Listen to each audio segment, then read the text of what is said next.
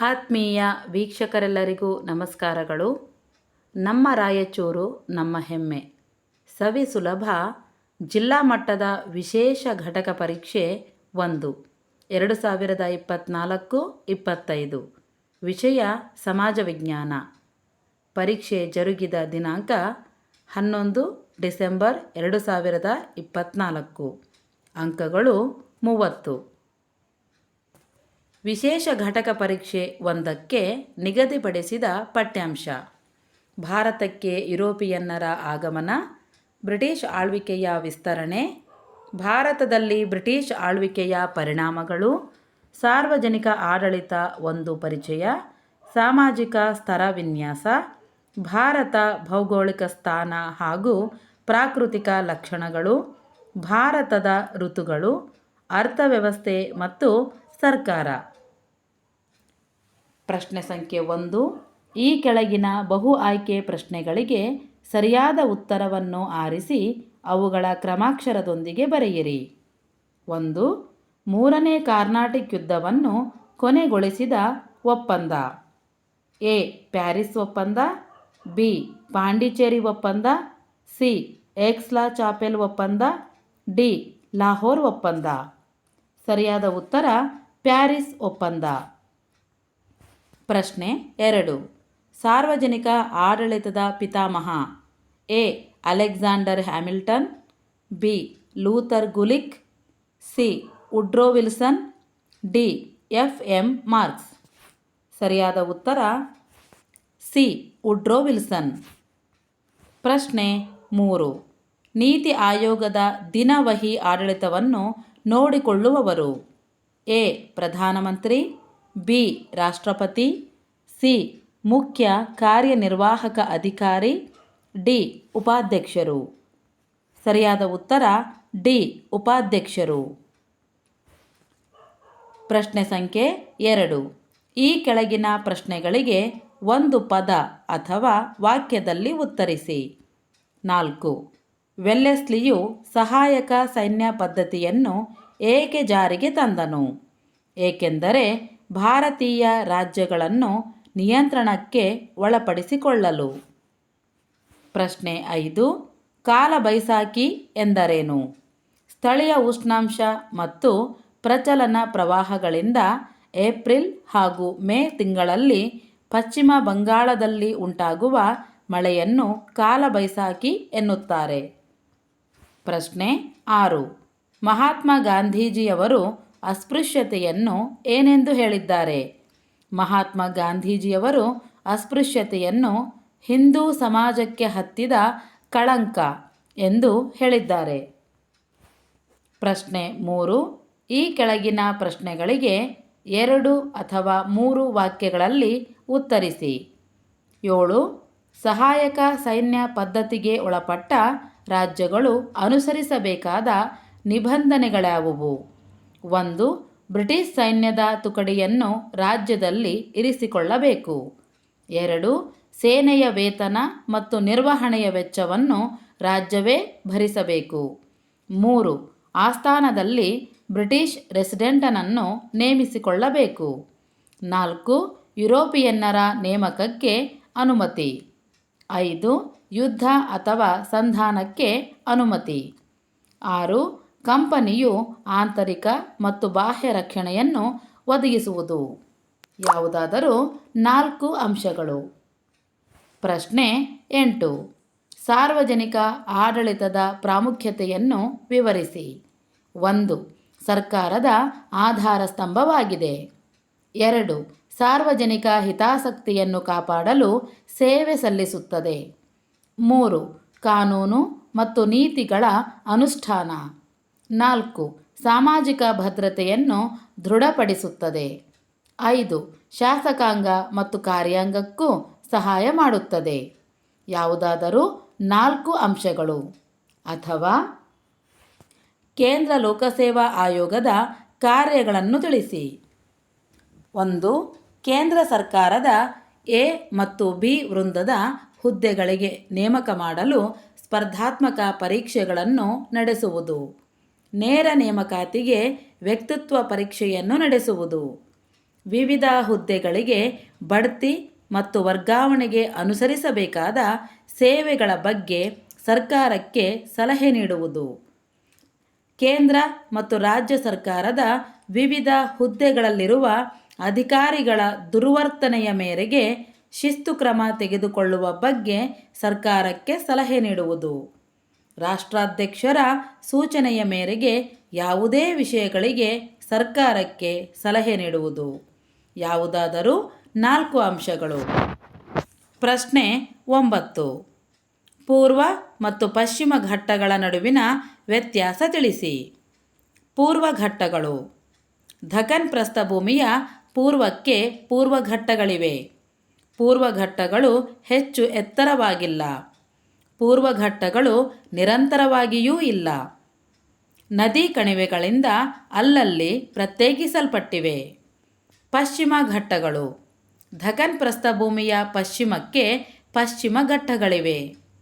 ಪಶ್ಚಿಮ ಘಟ್ಟಗಳು ಹೆಚ್ಚು ಎತ್ತರವಾಗಿವೆ. ಪಶ್ಚಿಮ ಘಟ್ಟಗಳು ನಿರಂತರವಾಗಿವೆ.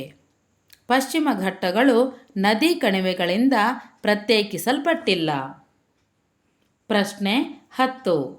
ಭಾರತದ ಋತುಗಳನ್ನು ಅವುಗಳ ತಿಂಗಳುಗಳೊಂದಿಗೆ ಹೆಸರಿಸಿ. 1. ಬೇಸಿಗೆ ಕಾಲ ಮಾರ್ಚ್ರಿಂದ ಮೇವರೆಗೆ. 2.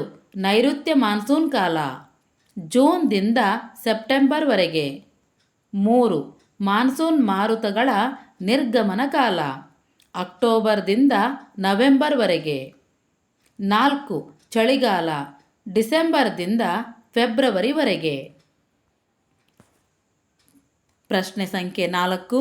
ಈ ಕೆಳಗಿನ ಪ್ರಶ್ನೆಗಳಿಗೆ 5-6 ವಾಕ್ಯಗಳಲ್ಲಿ ಉತ್ತರಿಸಿ. 11. ಭಾರತದಲ್ಲಿ ಬ್ರಿಟಿಷ್ ಈಸ್ಟ್ ಇಂಡಿಯಾ ಕಂಪನಿಯು ಭದ್ರವಾಗಿ ನೆಲೆಯೂರಲು ಬಕ್ಸಾರ್ ಕದನವು ಹೇಗೆ ನೆರವಾಯಿತು? 1. ಮೈತ್ರಿ ಸೈನ್ಯ ಬ್ರಿಟಿಷರ ವಿರುದ್ಧ ಸೋತಿತು. ಕಂಪನಿ ದಿವಾನಿ ಹಕ್ಕನ್ನು ಪಡೆಯಿತು.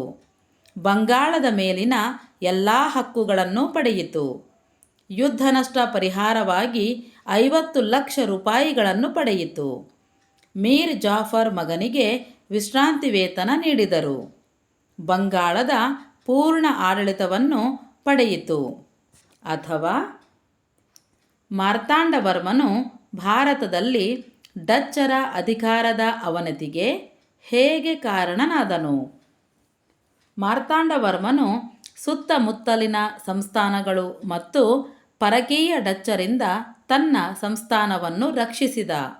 ರಾಜಧಾನಿಯನ್ನು ಪದ್ಮನಾಭಪುರದಿಂದ ತಿರುವನಂತಪುರಕ್ಕೆ ಸ್ಥಳಾಂತರಿಸಿದ. ಕರಿಮೆಣಸಿನ ವ್ಯಾಪಾರದಲ್ಲಿ ಹಿಡಿತ ಸಾಧಿಸುತ್ತಿದ್ದ ಡಚ್ಚರನ್ನು ತಡೆಗಟ್ಟಿದ. ಡಚ್ ಸೇನೆಯನ್ನು ಸೋಲಿಸಿ ನೆಡುಮಂಗಡ ಮತ್ತು ಕೊಟ್ಟಾರಕರ ವ್ಯಾಪಾರಿ ಕೇಂದ್ರಗಳನ್ನು ವಶಪಡಿಸಿಕೊಂಡನು. ತಿರುವಾಂಕೂರಿನ ಯುದ್ಧದಲ್ಲೂ ಮೇಲುಗೈ ಸಾಧಿಸಿದ. ಡಚ್ ಪಡೆಗಳು ತಮ್ಮ ಸಂಪೂರ್ಣ ಅಧಿಕಾರವನ್ನು ತಿರುವಾಂಕೂರಿಗೆ ಒಪ್ಪಿಸಿ ಶರಣಾದವು. ಪ್ರಶ್ನೆ 12. ಅಸ್ಪೃಶ್ಯತೆ ನಿವಾರಣೆಗೆ ಕೈಗೊಳ್ಳಲಾದ ಸಂವಿಧಾನಿಕ ಮತ್ತು ಶಾಸನೀಯ ಕ್ರಮಗಳ್ಯಾವುವು? ಸಂವಿಧಾನದ 17ನೇ ವಿಧಿಯಂತೆ ಅಸ್ಪೃಶ್ಯತೆ ನಿಷೇಧ. 1955ರ ಅಸ್ಪೃಶ್ಯತಾ ಅಪರಾಧಗಳ ಕಾಯ್ದೆ. 1976ರ ನಾಗರಿಕ ಹಕ್ಕುಗಳ ಸಂರಕ್ಷಣಾ ಕಾಯ್ದೆ. ಸಾರ್ವತ್ರಿಕ ಮತದಾನದ ಹಕ್ಕು. ಸಮಾನತೆಯ ಹಕ್ಕು. ಶೈಕ್ಷಣಿಕ ಮೀಸಲಾತಿ. ಉದ್ಯೋಗದಲ್ಲಿ ಮೀಸಲಾತಿ. ರಾಜ್ಯಗಳಿಗೆ ವಿಶೇಷ ಜವಾಬ್ದಾರಿ. ಯಾವುದಾದರೂ 6 ಅಂಶಗಳು. ಪ್ರಶ್ನೆ 13. ಪಂಚವಾರ್ಷಿಕ ಯೋಜನೆಗಳ ಉದ್ದೇಶಗಳೇನು? 1. ಬಡತನ ನಿರ್ಮೂಲನೆ ಮತ್ತು ಜನರ ಜೀವನ ಮಟ್ಟವನ್ನು ಹೆಚ್ಚಿಸುವುದು. 2. ಉತ್ಪಾದನೆಯನ್ನು ಹೆಚ್ಚಿಸುವುದು. 3. ಉದ್ಯೋಗಾವಕಾಶಗಳನ್ನು ಹೆಚ್ಚಿಸುವುದು. 4. ಆರ್ಥಿಕ ಅಸಮಾನತೆಯನ್ನು ಕಡಿಮೆ ಮಾಡುವುದು. 5. ಆರ್ಥಿಕ ಸ್ಥಿರತೆಯನ್ನು ಕಾಯ್ದುಕೊಳ್ಳುವುದು. 6. ಅರ್ಥವ್ಯವಸ್ಥೆಯನ್ನು ಆಧುನೀಕರಣಗೊಳಿಸುವುದು. ಅಥವಾ ಹಸಿರು ಕ್ರಾಂತಿಗೆ ಪ್ರೇರಣೆಯಾದ ಅಂಶಗಳ್ಯಾವುವು? ಹೆಚ್ಚು ಇಳುವರಿ ಬೀಜಗಳ ಬಳಕೆ, ರಾಸಾಯನಿಕ ಗೊಬ್ಬರ, ಕ್ರಿಮಿನಾಶಕಗಳು, ನೀರಾವರಿ ಸೌಲಭ್ಯಗಳು, ಯಂತ್ರೋಪಕರಣಗಳು, ಸರ್ಕಾರದ ಸಹಾಯಧನ, ಬ್ಯಾಂಕ್ ಮತ್ತು ಸಹಕಾರಿ ಸಂಘಗಳ ಸಾಲ ಸೌಲಭ್ಯ, ಕೃಷಿ ಮಾರುಕಟ್ಟೆಗಳ ಸುಧಾರಣೆ, ಹೆಚ್ಚುವರಿ ಉತ್ಪನ್ನಗಳ ಸಂಸ್ಕರಣೆ, ಉಗ್ರಾಣಗಳು ಮತ್ತು ಶೈತ್ಯಾಗಾರಗಳ ನಿರ್ಮಾಣ, ಕೃಷಿ ಉತ್ಪನ್ನಗಳಿಗೆ ಬೆಂಬಲ ಬೆಲೆ, ತಂತ್ರಜ್ಞಾನ. ಯಾವುದಾದರೂ 6 ಅಂಶಗಳು. 5. ಈ ಕೆಳಗಿನ ಪ್ರಶ್ನೆಗಳಿಗೆ 8ರಿಂದ 10 ವಾಕ್ಯಗಳಲ್ಲಿ ಉತ್ತರಿಸಿ. 14. ಬ್ರಿಟಿಷ್ ಶಿಕ್ಷಣವು ಭಾರತದಲ್ಲಿ ಪ್ರಗತಿಪರ ಧೋರಣೆಗಳುಳ್ಳ ಹೊಸ ತಲೆಮಾರುಗಳನ್ನು ಸೃಷ್ಟಿಸಿತು. ಸಮರ್ಥಿಸಿ. 1. ರಾಷ್ಟ್ರೀಯವಾದಿ ದೃಷ್ಟಿಕೋನ ಬೆಳವಣಿಗೆ. 2. ಸ್ಥಳೀಯ ಭಾಷೆಗಳು ಮತ್ತು ಸಾಹಿತ್ಯ ರಚನೆಗೆ ಪ್ರೋತ್ಸಾಹ. 3. ವೃತ್ತಪತ್ರಿಕೆಗಳ ಬೆಳವಣಿಗೆ. 4. ಸಾಮಾಜಿಕ ಮತ್ತು ಧಾರ್ಮಿಕ ಚಳುವಳಿಗಳ ಬೆಳವಣಿಗೆ. 5. ಭಾರತೀಯರ ಮೇಲೆ ಜಗತ್ತಿನ ಸ್ವಾತಂತ್ರ್ಯ ಚಳುವಳಿಯ ಪ್ರಭಾವ. 6. ಸಾಂಸ್ಕೃತಿಕ ಪರಂಪರೆಯ ಅರಿವು. 7. ಆಧುನಿಕತೆ, ಜಾತ್ಯತೀತತೆ, ಪ್ರಜಾಪ್ರಭುತ್ವಗಳ ಪರಿಚಯ. 8. ವಿದ್ಯಾವಂತರ ಆಲೋಚನಾ ಕ್ರಮದಲ್ಲಿ ನಾವೀನ್ಯತೆ. ಅಥವಾ ಬ್ರಿಟಿಷರ ಭೂಕಂದಾಯ ನೀತಿಯು ಭಾರತದ ಕೃಷಿಯಲ್ಲಿ ಮಹತ್ತರ ಬದಲಾವಣೆಗಳನ್ನು ತಂದಿತ್ತು. ಸಮರ್ಥಿಸಿ. 1. ಜಮೀನ್ದಾರಿ ವರ್ಗ ಸೃಷ್ಟಿ. 2. ರೈತರು ನಿರ್ಗತಿಕರಾದರು. 3. ಭೂಮಿ ಮಾರಾಟದ ವಸ್ತುವಾಯಿತು. 4. ಜಮೀನ್ದಾರರು ತಮ್ಮ ಜಮೀನು ಪರಭಾರೆ ಮಾಡಿದರು. 5. ಕೃಷಿ ಕ್ಷೇತ್ರ ವಾಣಿಜ್ಯೀಕರಣವಾಯಿತು. 6. ಲೇವಾದೇವಿಗಾರರು ಬಲಿಷ್ಠರಾದರು. 7. ಭೂಮಿಯನ್ನು ಪರಭಾರೆ ಮಾಡಿ ಸಾಲ ಪಡೆಯಬಹುದಿತ್ತು. 8. ಕೈಗಾರಿಕೆಗಳಿಗೆ ಬೇಕಾದ ಕಚ್ಚಾ ವಸ್ತುಗಳನ್ನೇ ಬೆಳೆಸಬೇಕಾಯಿತು. ಪ್ರಶ್ನೆ 6. ಭಾರತದ ನಕ್ಷೆಯನ್ನು ಬಿಡಿಸಿ ಈ ಕೆಳಗಿನ ಸ್ಥಳಗಳನ್ನು ಗುರುತಿಸಿ.